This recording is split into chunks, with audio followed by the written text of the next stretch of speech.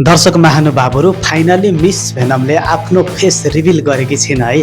वास्तवमा मिस भेनमको अनुहार कस्तो छ, उनी कस्ती रहेछिन्, सबै कुरा आजको भिडियोमा बताउनेछु। फाइनली गाइस मिस भेनम यही हो है।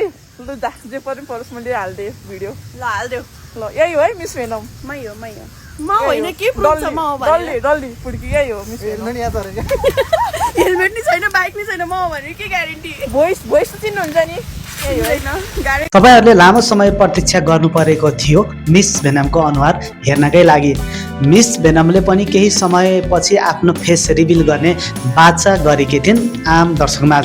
तर अन्ततः मिस भेनमले आफूले गरेको बाजा अनुसार टिकटक लाइभ मार्फत हिजो मात्रै आफ्नो फेस रिभिल गरेकी छिन्। फेस रिभिल गर्दैछ मेरो जस्तै फेस। मेरो जस्तै चाहिँ हैन, फेरि अलि राम्रो छ। मेरो जस्तै चाहिँ हैन है। यस्तो गरेर खोल्दिनु होइन अहिले होइन, बेलुका 10 बजे खोल्दैछ है। रातिको 10 बजे नेपालको टाइममा आउनु होला, हेर्नु होला मिस भेनमको फेस।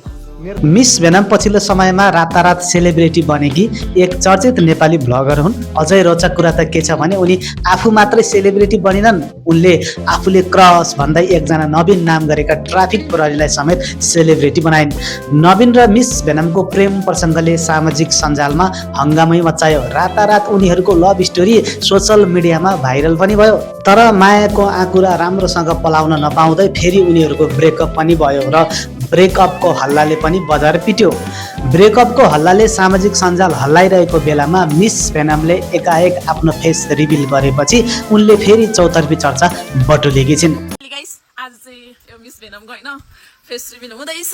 अहिलेसम्म वेटिङमा जति पनि साथीहरू हुनुहुन्थ्यो, अब चाहिँ हामी धेरै तर्पाउन चाहिनौँ। आज राति ठ्याक्क 10 बजे मिस भेनमको लाइभमा चाहिँ फेस रिभिल हुँदैछ। सबैजना जोइन हुनु। ओके ल खोला त, सबैजना जोइन हुनु होला। त्यही हो, को हुनुहुन्छ यसको थोपडा हेर्नलाई त। उनको अझै भित्री कुराहरू त सार्वजनिक भएकै छैन, तर उनी काठमाडौँमा घर भएकी युवती हुन्। उनी केही वर्ष राम्रै नाम चलेको देशमा वैदेशिक रोजगारीमा समेत रहेको कुरा पनि आएको छ। जे होस्, मिस भेनमले फेस रिभिल गरेपछि वा भनौँ अनुहार नै सार्वजनिक गरेपछि दर्शकमाझ खुसीको बहार छाएको छ।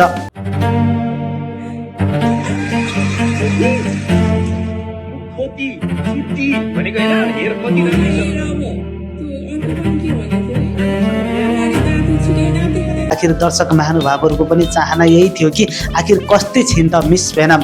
दर्शकको यही उत्सुकतालाई मिस भेनमले हिजो मात्रै टिकटक लाइभ मार्फत खुल्दुली मेटाइन् वा भनौँ आफ्नो अनुहार सार्वजनिक गरिन्। दर्शकको एउटा चाहना त पुरा भयो, तर दर्शकको मुख्य चाहना के ट्राफिक सरसँग मिस भेनमको मित्रता अगाडि बढ्छ कि बढ्दैन भन्ने पनि रहेको छ। त्यो भन्ने हेर्न बाँकी नै छ। अनुहार देखेपछि त मलाई त बोल्नै आएन। अनुहार नदेखे त बरु बहिनी के छ कस्तो छ भनेर बोलेर हुन्थ्यो। म अब अनुहारै देखे पछाडि त मान्छेले चिने होला मिस भेनम भनेको को हो भनेर। ल चिने नचिने फलो चाहिँ यतापट्टि ट्याक्क है हामीलाई। मलाई कस्तो मैले भात खाए पनि औषधि खाए पनि मलाई त कस्तो यसरी क्यामेरामा बोल्ने बाध्य भएर कस्तो लाज लाग्यो।